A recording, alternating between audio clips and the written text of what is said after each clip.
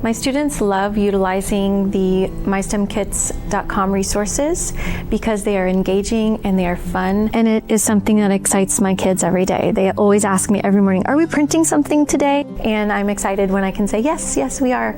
So using my STEM kits has made my life a lot easier, and there are tons of different options for every grade level.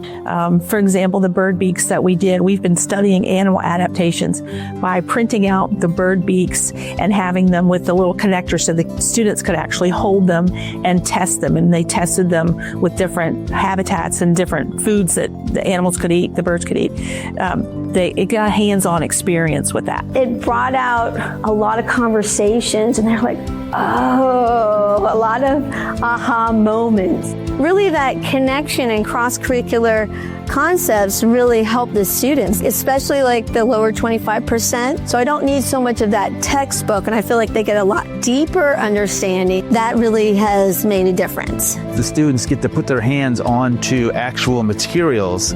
I never would have had students using a caliper in the past.